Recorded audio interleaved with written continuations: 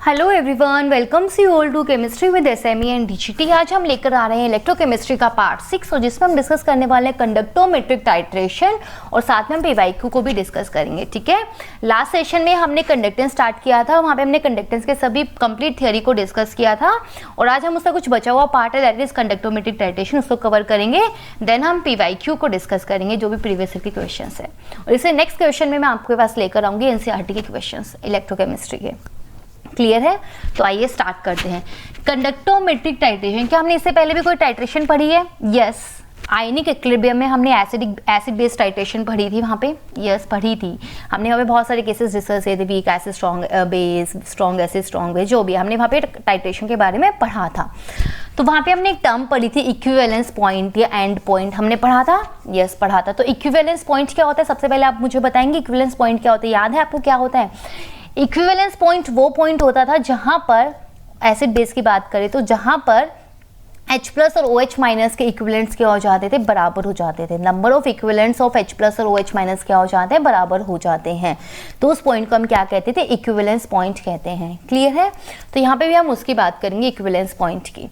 अब सुनो, टाइट्रेशन होती क्या है? टाइट्रेशन इस कंडक्टोमेट्रिक टाइट्रेशन में हम करने क्या वाले हैं? टाइट्रेशन इसमें हम क्या करने वाले हैं? हम कंडक्टिविटी ऑफ सॉल्यूशन को मेजर करेंगे डिफरेंट स्टेजेस ऑफ सॉल्यूशन। ठीक है, डिफरेंट स्टेजेस ऑफ सॉल्यूशन पे हम कंडक्टिविटी ऑफ सॉल्यूशन को मेजर करेंगे और ड्यूरिंग द टाइट्रेशन क्या होगा? अच्छा, आपको आइडिया होगा शायद, मैंने आपको 11th क्लास में भी बताया था जो हमने एसिड बेस्ड टाइट्रेशन में पढ़ा है। 1 सेकेंड, मैं आपको थोड़ा सा आइडिया दे देती हूँ कि टाइट्रेशन में हम करते क्या है। इधर देखो, हमारे पास टाइट्रेशन में होता है क्या? एक बीकर होता है, ठीक है, उसमें हम एक सॉल्यूशन लेते हैं और यहाँ पर हम साथ में ब्यूरेट को अटैच करते हैं ऊपर। ब्यूरेट में भी एक सॉल्यूशन होता है जिसको हम ड्रॉप वाइज क्या करते हैं? इसमें ऐड करते हैं।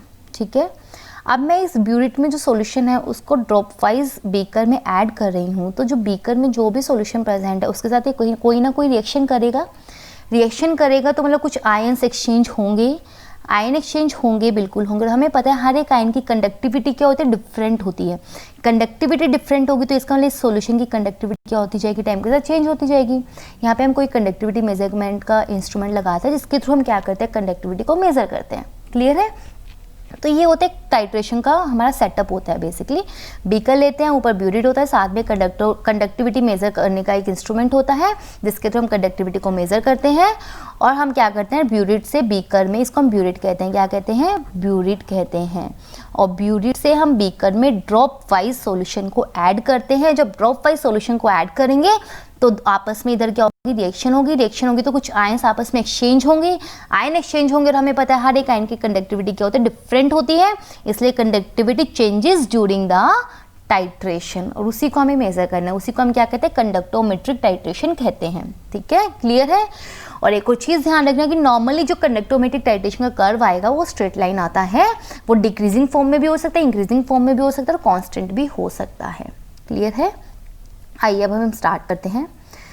तो हमें पता है कि इक्विवेलेंस पॉइंट होता है बिफोर इक्विवेलेंस पॉइंट और आफ्टर इक्विवेलेंस पॉइंट। हमें ग्राफ देखना है कैसा आएगा। तो अगर मैं आफ्टर इक्विवेलेंस पॉइंट की बात करूं, बहुत इंपॉर्टेंट पॉइंट है, इसको ध्यान रखना। अगर हम आफ्टर इक्विवेलेंस पॉइंट की बात कर रहे हैं तो हम चेक करेंगे ब्यूरेट में क्या है। क्या है? ब्यूरेट में कैसा सॉल्यूशन है। अगर ब्यूरेट में वीक इलेक्ट्रोलाइट है, क्या है?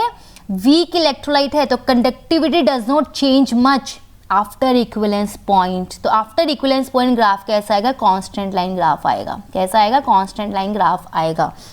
अगर ब्यूरेट में स्ट्रॉन्ग इलेक्ट्रोलाइट प्रेजेंट है तो आफ्टर इक्विवेलेंस पॉइंट कंडक्टिविटी क्या होगी? इंक्रीज होगी, तो ग्राफ आएगा ऐसा।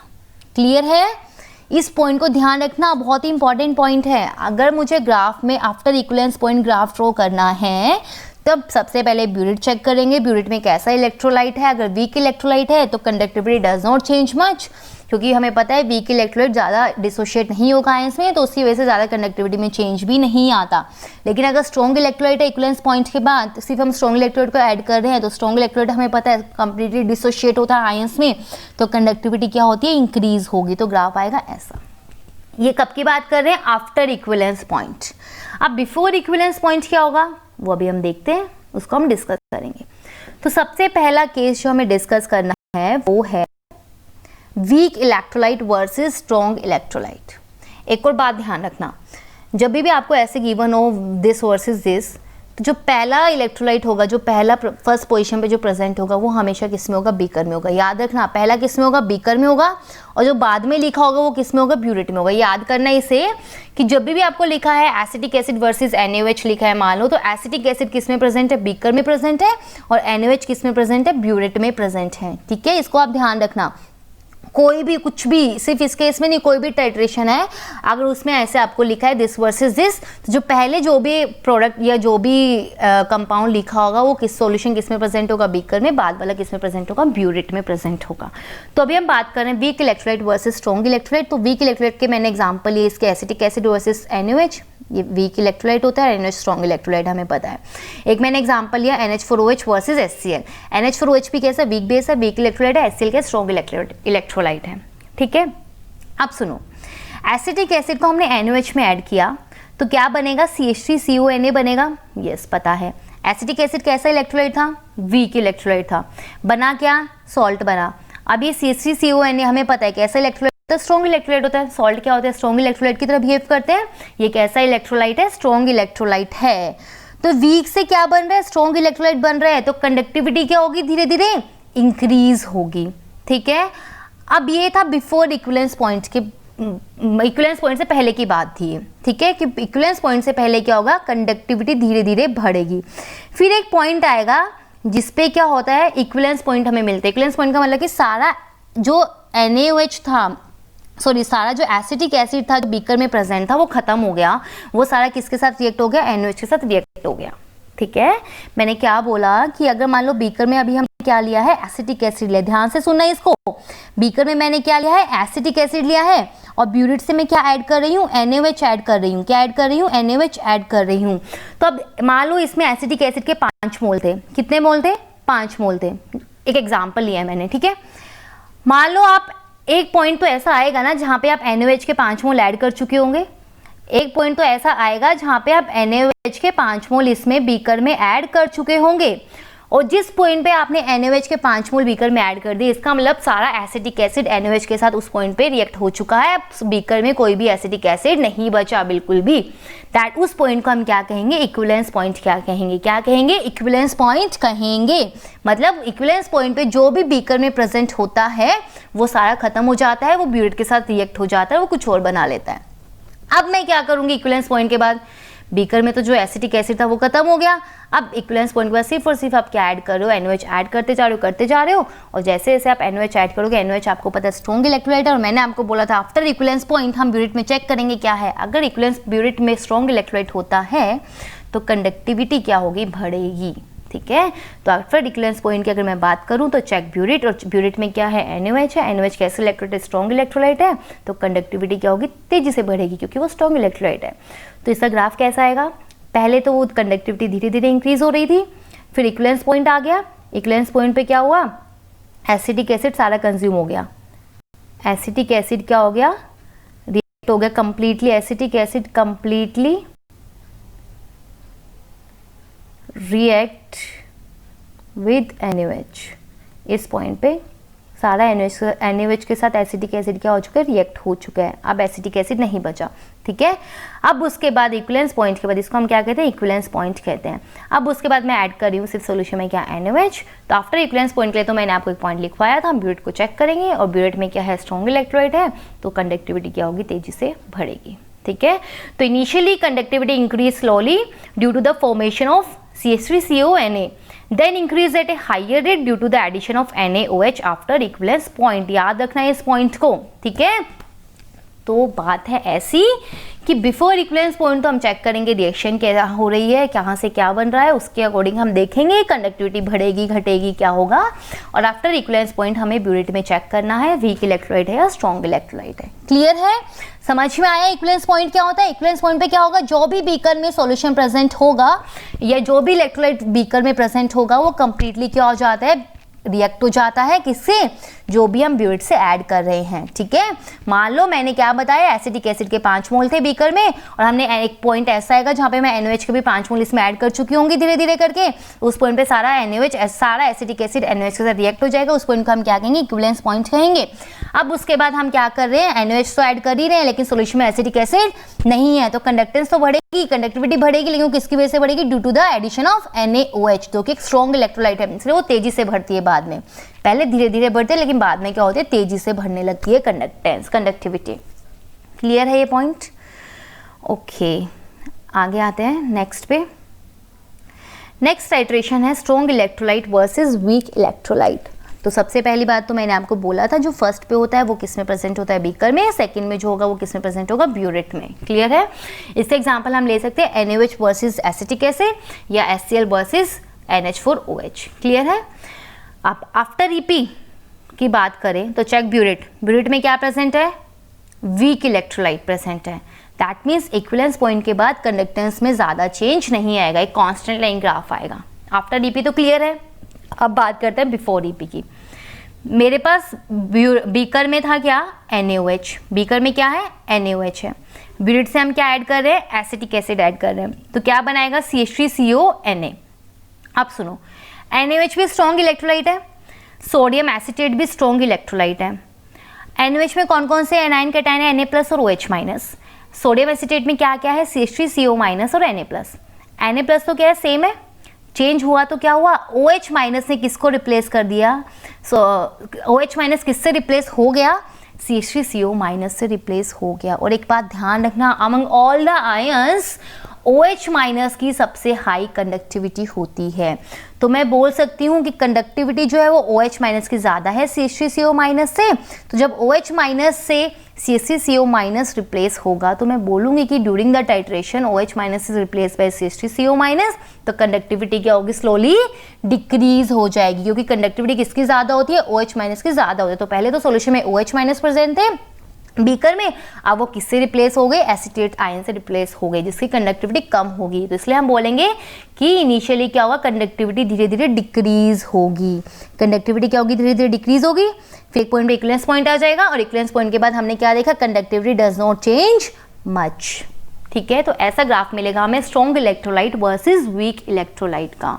ठीक है, तो बात ध्यान रखना कि आफ्टर EP हम चेक करेंगे ब्यूरेट में क्या है, सीधी सी बात है, बस वो पॉइंट ध्यान रखना, आपको कुछ और ज़्यादा दिमाग नहीं लगाना है, बस उस पॉइंट को ध्यान रखना। After EP check burette, burette में स्ट्रॉन्ग है तो बढ़ेगी, वीक है तो कांस्टेंट रहेगी। ठीक है, बिफोर EP तो हम चेक करेंगे रिएक्शन से।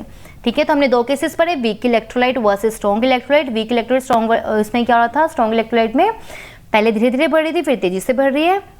Strong electrolyte versus weak electrolyte में क्या होगा, पहले धीरे धीरे कम होगी, स्लोली डिक्रीज, और उसके बाद क्या होगा, कांस्टेंट रहेगी। ठीक है, क्यों कांस्टेंट रही, क्यों धीरे धीरे डिक्रीज हुई, समझ में आया, क्योंकि कंडक्टिविटी जो होती है OH- की सबसे ज्यादा है, एसिटेट आयन की कम होगी, कंडक्टिविटी डिक्रीज हो जाएगी। नेक्स्ट केस आता है weak electrolyte versus weak electrolyte. ये JEE 2013 में पूछा भी गया है। ठीक है, CH3COH versus C2H5 whole thrice N। ठीक है, अब आपको पता है कि अमोनिया या उसके जितने भी डेरिवेटिव होते हैं सब कैसे होते हैं, वीक बेस होते हैं। तो ये वीक इलेक्ट्रोलाइट है, एसिडिक एसिड भी वीक एसिड है, वीक इलेक्ट्रोलाइट है। अब सुनो, आफ्टर EP तो आपको पता है चेक ब्यूरेट, ब्यूरेट को चेक करेंगे, we are adding weak electrolyte, क्या ऐड कर रहे हैं, वीक इलेक्ट्रोलाइट ऐड कर रहे हैं, तो इसको मतलब no much change in conductivity. After EP तो क्लियर है। बिफोर EP की बात करते हैं, पहला किस में था, बीकर में था, तो बीकर में क्या है, एसिटिक एसिड है। ब्यूरेट से हम क्या ऐड कर रहे हैं, वीक बेस ऐड कर रहे हैं, क्या ऐड कर रहे हैं, वीक बेस ऐड कर रहे हैं। वीक एसिड और वीक बेस मिलकर क्या बनाएंगे, सॉल्ट बनाएंगे, क्या बनाएंगे, सॉल्ट बनाएंगे। और सॉल्ट क्या होता है, स्ट्रॉन्ग इलेक्ट्रोलाइट होता है। तो वीक इलेक्ट्रोलाइट से क्या बन रहा है, स्ट्रॉन्ग इलेक्ट्रोलाइट बन रहा है, तो कंडक्टिविटी क्या होगी, बढ़ेगी, till EP conductivity increase. But after EP check burette, burette में क्या है, वीक इलेक्ट्रोलाइट है, तो conductivity does not change much. तो पहले इंक्रीज होगी, फिर कैसा ग्राफ आएगा, कांस्टेंट ग्राफ आएगा। ठीक है, तो इसको आप ध्यान रखना। नेक्स्ट है strong electrolyte versus strong electrolyte. ये भी JEE 2013 में भी पूछा गया था, और एक बार JEE 2011 में भी पूछा गया था। तो इसको देखिए, बहुत ही अच्छा क्वेश्चन है ये। KCl प्लस AgNO3 का हमने एग्जाम्पल लिया है, दोनों सॉल्ट है, KCl भी सॉल्ट है, AgNO3 भी सॉल्ट है, दोनों ही स्ट्रॉन्ग इलेक्ट्रोलाइट है। क्लियर है, तो इधर देखो KCl बीकर में था, मैंने AgNO3 को ऐड किया तो क्या बनेगा, AgCl बनेगा प्लस में KNO3 बनेगा। AgCl आपको पता है सॉलिड PPT बनाता है, PPT बनाएगा तो इसका तो कंडक्टिविटी में कोई भी रोल नहीं होगा, तो इसकी तो हम बात नहीं करेंगे, बात करेंगे किसकी, KNO3 की। तो इधर देखो KCl प्लस AgNO3 से क्या बन रहा है, KNO3 बन रहा है। पहले बीकर में कौन प्रेजेंट था, KCl प्रेजेंट था, अब क्या प्रेजेंट है, KNO3 प्रेजेंट है। दोनों ही स्ट्रॉन्ग इलेक्ट्रोलाइट है और दोनों की आयंसी कंडक्टिविटी में भी कोई बहुत ज़्यादा डिफरेंस नहीं होता, तो स्ट्रॉन्ग से स्ट्रॉन्ग बन रहा है और आयंसी कंडक्टिविटी में भी कोई बहुत डिफरेंस नहीं है, तो हम क्या कहेंगे, conductivity does not change much till EP।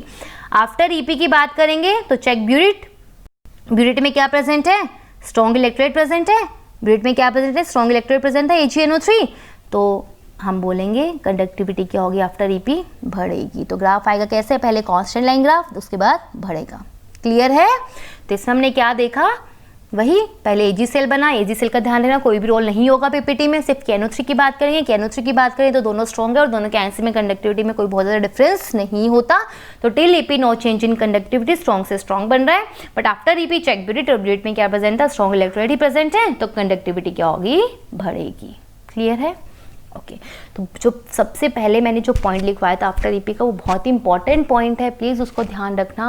वो अगर आपको याद है तो आप कोई भी ग्राफ इजीली बना लेंगे। और उसके अलावा बिफोर EP के लिए मैंने आपको चारों केस बता दिए हैं, weak strong, strong weak, weak weak और स्ट्रॉन्ग स्ट्रॉन्ग। इसके अलावा कुछ भी नहीं होता, ये चारों केस है, इसको ढंग से देख लेना। और ये एग्जाम में आए भी हुए हैं क्वेश्चन, एक बार JEE 2013 में भी आया था और एक बार 2011 में भी पूछा गया था। ठीक है, तो प्लीज़ इसको एक बार ध्यान से देख लेना, बहुत ही इंपॉर्टेंट है। तो यहाँ पे हमारा खत्म होता है कंडक्टोमेट्रिक टाइट्रेशन। अब हम कुछ क्वेश्चंस डिस्कस करने वाले हैं प्रीवियस ईयर के। आइए वेट,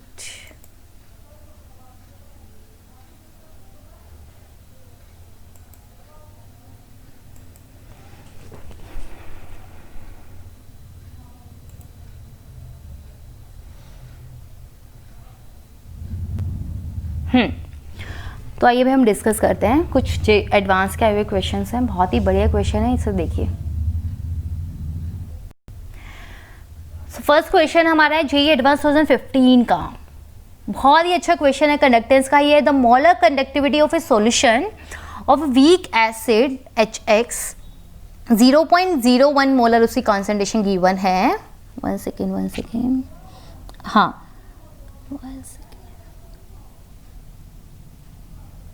हाँ इधर देखो, तो वीक एसिड है जिसकी कॉन्सेंट्रेशन 0.01 मोलर गिवन है, is 10 times smaller than the molar conductivity of A solution of weak acid HY जिसकी कॉन्सेंट्रेशन है 0.1 मोलर। तो सबसे पहली लाइन मुझे गिवन है कि जो मोलर कंडक्टिविटी HX की है वो 10 टाइम्स स्मॉलर है किसके, मोलर कंडक्टिविटी ऑफ HY के। तो मैं क्या लिखूंगी, lambda m of HX is equal to lambda m of HY by 10। Clear है पहली लाइन। ओके तो यहाँ से मेरे पास एक रिलेशन निकल के आएगा, lambda m of HX by lambda m of HY is equal to 1/10। Next, lambda of x minus at infinitely diluted solution is approximately equal to lambda of y minus at infinitely diluted solution। तो second point मुझे given है कि infinitely, zero का मतलब concentration tends to zero, that is at infinitely diluted solution. उसको हम ऐसे भी लिख सकते हैं और ऐसे भी लिख सकते हैं। तो मुझे गिवन है कि एट इनफाइनेटली डाइल्यूटेड सॉल्यूशन पे जो x माइनस और y माइनस की मोलर कंडक्टिविटी क्या है, सेम है। तो मैं बोल सकती हूँ जो लैम्डा m इन्फिनिटी होगी HX की वो lambda m infinity of HY के बराबर होगी। जब x माइनस y माइनस बराबर, तो दूसरा तो कैटायन H प्लस है, दोनों में सेम ही है, तो HX और HY की लैम्डा m एट इन्फिनिटी क्या होंगे, बराबर होंगे। ठीक है, सेकेंड पॉइंट। नेक्स्ट पूछा क्या है, difference in their pKa values is क्या होगी, consider degree of ionisation of both acid to be less, very very less than 1। अब सुनो क्या करना है हमें, lambda m by lambda infinity equal to alpha होता है, यस हमें पता है। ठीक है, तो lambda m1 by lambda m1 infinity into lambda m2 infinity by lambda m2 को मैं क्या लिख सकती हूँ, यहाँ से अल्फा 1 बाय अल्फा 2 लिख सकती हूँ। 1 क्या रिप्रेजेंट कर रहा है, HX को रिप्रेजेंट कर रहा है, 2 क्या रिप्रेजेंट कर रहा है, HY को रिप्रेजेंट कर रहा है, इसको ध्यान रखना। ठीक है, तो यहाँ से मैंने क्या लिख दिया, lambda m1 by lambda m1 infinity by lambda m2 into lambda m2 infinity equal to alpha 1 by alpha 2। अब मुझे पता है लैम्डा m इन्फिनिटी तो दोनों की सेम है, तो ये दोनों तो क्या हो जाएंगे, कैंसिल आउट हो जाएंगे। तो मेरे पास फाइनली क्या आएगा, lambda m1 by lambda m2 equal to alpha 1 by alpha 2। और lambda m1 by lambda m2 किसके बराबर है, सबसे पहले हमने यहाँ पे लिखा था lambda m of hx by lambda m of hy किसके बराबर है, 1 बाय 10। तो यहाँ से अल्फा 1 बाय अल्फा 2 कितना आ जाएगा, 1 बाय 10। तो alpha hx by alpha hy कितना आ गया, 1 बाय 10 आ गया। क्लियर है। अब मुझे निकालना क्या है, pk का डिफरेंस निकालना, मतलब मैं ka निकालूंगी, क्या निकालूंगी, ka आप पता है आयनिक इक्विलिब्रियम में पढ़ चुके हैं, क्या होता है, C alpha square by 1 minus alpha. Weak acid के लिए यही होता था। और क्वेश्चन में साफ साफ लिखा है कि अल्फा क्या है, बहुत ही कम है 1 से, तो मैं ka को इसको क्या लिख सकती हूँ, 1 माइनस अल्फा को अप्रॉक्सीमेटली 1 लिख सकती हूँ। तो ka किसके बराबर आ जाएगा, C अल्फा स्क्वायर के बराबर आ जाएगा। तो यहाँ से हम क्या लिखेंगे, k1 by k2 is equal to C1 by C2 into alpha 1 by alpha 2 का होल स्क्वायर। क्लियर है यहाँ तक। अब कॉन्सेंट्रेशन गिवन है, hx की कितनी 0.01, hy की कितनी है 0.1, तो C1 C2 मेरे पास है। अल्फा 1 बाय अल्फा 2 का रिलेशन भी मेरे पास है 1 बाय 10, तो यहाँ पे मैं 1 बाय 10 पुट करूंगी। तो यहाँ से मेरे पास k1 बाय k2 कितना आ जाएगा, 10⁻³ मुझे आंसर pk की फॉर्म में निकालना है, तो हम क्या लेंगे, दोनों की साइड log लेंगे। log k1 बाय k2 हो जाएगा log 10⁻³ जो कि -3 के बराबर होगा। तो इसको मैं log k1 बाय k2 को क्या लिख सकती हूँ, log k1 minus log k2 is equal to -3। इसको माइनस से मल्टीप्लाई कर देंगे तो मेरे पास आएगा minus log k1 plus log k2 is equal to 3।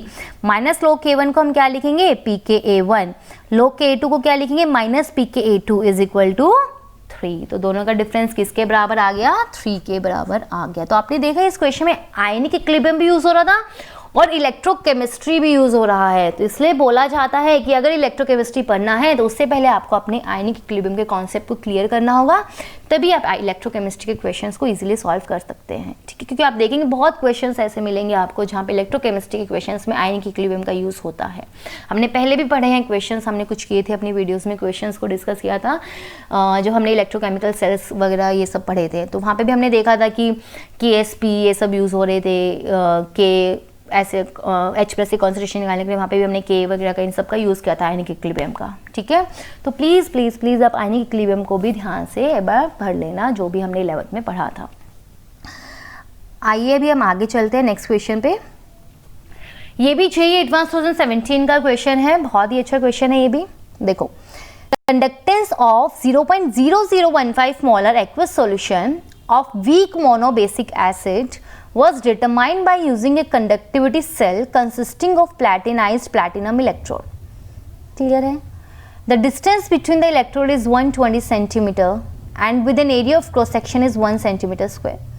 Electrode के बीच का डिस्टेंस मतलब L गिवन है 120 centimetre, area of cross section given है 1 सेंटीमीटर स्क्वायर, और कंडक्टेंस ऑफ दिस सॉल्यूशन कितनी गिवन है 5 × 10⁻⁷। कंडक्टेंस भी गिवन है, C है, L है, A है। तो कंडक्टिविटी का क्या फॉर्मूला होता है, CL/A। तो यहाँ से मैंने कंडक्टिविटी निकाल ली, क्यों निकाली वो भी हम देखते हैं आगे। The pH of the solution given है 4, pH 4 है तो H+ की कॉन्सेंट्रेशन कितनी होगी 10⁻⁴ मोल पर लीटर। तो मैं देख सकती हूँ कॉन्सेंट्रेशन क्या बहुत ही कम है 10�0। तो मैं इस सॉल्यूशन को क्या बोल सकती हूँ कि ये किसकी तरह बिहेव कर रहा है, इनफाइनाइटली डाइल्यूटेड सॉल्यूशन की तरह क्या कर रहा है, बिहेव कर रहा है। इनफाइनाइटली डाइल्यूटेड सॉल्यूशन क्या होता है, जब सोल्यूट की अमाउंट बहुत कम हो और सॉल्वेंट बहुत ज़्यादा हो। तो यहाँ से हम क्या देख रहे हैं कि 10⁻⁴ मोल्स जो है सोल्यूट के वो 1 लीटर सॉल्यूशन में क्या है, प्रेजेंट है। तो इसके लिए मैं बोल सकती हूँ कि सॉल्यूशन किसकी तरह बिहेव कर रहा है, इनफाइनाइटली डाइल्यूटेड सॉल्यूशन की तरह बिहेव कर रहा है। बोल सकती हूँ, यस। आप पूछा क्या है, the value of limiting molar conductivity पूछिए of this weak monobasic acid in aqueous solution is Z × 10⁻²। तो पूछा हमसे Z की वैल्यू क्या होगी। तो अब सुनो, लैम्डा m कितना होता है, K × 1000/m, ये हमें पता है। इनफाइनाइटली डाइल्यूटेड सॉल्यूशन पे लैम्डा m को मैं क्या लिख सकती हूँ, लैम्डा m इन्फिनिटी लिख सकती हूँ। और कॉन्सेंट्रेशन एसिड की बात करें तो यहाँ पे कॉन्सेंट्रेशन को हम क्या लिखेंगे, H+ की कॉन्सेंट्रेशन। तो अब क्या करना है, कुछ करना है, कुछ बचा है नहीं, K मेरे पास आया है, H+ की कॉन्सेंट्रेशन मेरे पास है, तो यहाँ से मैं क्या निकालूंगी, लैम्डा m इन्फिनिटी निकालूंगी। तो वो मेरा कितना आएगा 6 × 10⁻²। तो Z की वैल्यू कितनी हो गई 6। बहुत ही इजी क्वेश्चन था ना, यस। बट एग्जाम टाइम में हम इतना सोच नहीं पाते हैं, तो इसलिए जब तक आप प्रैक्टिस नहीं करेंगे क्वेश्चंस की, जब तक आपको कुछ भी समझ नहीं आएगा कि कैसे हम थियोरी को क्वेश्चंस में अप्लाई करेंगे।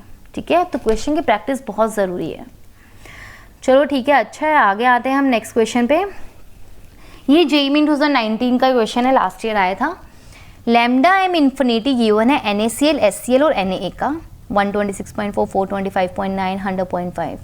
If the conductivity of 0.001 molar HA is इतना, then degree of dissociation पूछा है कितना आएगा. तभी सुनो, हम बात किसकी कर रहे हैं? HA की बात कर रहे हैं, जो कि एक वीक इलेक्ट्रोलाइट है. मुझे 3 स्ट्रॉन्ग इलेक्ट्रोलाइट का लैम्डा एम इन्फिनिटी गिवन है, हमें HA का निकालना है. तो सबसे पहले हम देखेंगे कि HA है किस किस में. Na में है A और HCl में है H. तो दोनों को ऐड करूँगी तो मुझे HA मिल जाएगा, लेकिन दोनों को ऐड करने से मुझे NaCl भी मिलेगा. तो हम NaCl को क्या कर देंगे? सब्ट्रैक्ट कर देंगे. तो हमने क्या किया? HCl और Na को ऐड किया, दोनों के लैम्डा एम इन्फिनिटी को, और उसमें से NaCl को क्या कर दिया? सब्ट्रैक्ट कर दिया. तो मेरे पास जो बचेगा वो क्या बचेगा? सिर्फ HA बचेगा. क्या बचेगा? HA बचेगा. तो lambda M infinity of HA कैसे निकालेंगे? HCl की lambda M infinity plus Na की lambda M infinity minus NaCl की लैम्डा एम इन्फिनिटी. तो तीनों की वैल्यूज मेरे पास है, तो यहाँ से मेरे पास HA की लैम्डा एम इन्फिनिटी आ जाएगी कितनी? 400. क्लियर है? अब कंडक्टिविटी गिवन है कितनी? 5 × 10⁻⁵. कंडक्टेंस कॉन्सेंट्रेशन गिवन है कितनी? 0.001 मोलर. अल्फा पूछा है, तो मुझे एक रिलेशन पता है कि lambda M by lambda infinity alpha के बराबर होता है, और मेरे पास लैम्डा एम इन्फिनिटी है, तो मैं लैम्डा एम निकालूँ तो अल्फा आ जाएगा. यस. तो लैम्डा एम का फॉर्मूला क्या होता है? K × 1000/m. K मेरे पास है, कॉन्सेंट्रेशन मेरे पास है, तो यहाँ से हम क्या निकाल लेंगे? लैम्डा एम निकाल लेंगे. तो लैम्डा एम आ जाएगा कितना? 50. लैम्डा एम आ गया, लैम्डा एम इन्फिनिटी आ गया, तो अल्फा कैसे निकालेंगे? Lambda M by lambda M infinity. तो अल्फा की वैल्यू आ जाएगी 50/400, दैट इज इक्वल टू 0.125. ठीक है, तो बहुत ही ईजी क्वेश्चन था ये. तो ये थे हमारे कंडक्टेंस के जो भी प्रीवियस ईयर के क्वेश्चन थे. ठीक है, तो इसको आप एक बार देख लेना, बाकी की जो भी क्वेश्चंस है उसको आप एक बार खुद से प्रैक्टिस करना. तो यहाँ पे हम हमारा सेशन आज ख़त्म करते हैं. नेक्स्ट सेशन में मैं लेकर आऊँगी NCERT के क्वेश्चंस, जिसमें हम डिस्कस करेंगे NCERT के सभी क्वेश्चंस को एक एक करके, और हम देखेंगे कि कैसे हम बोर्ड में क्वेश्चंस को रिप्रेजेंट करेंगे उनको. क्लियर है? तो thank you so much for this session.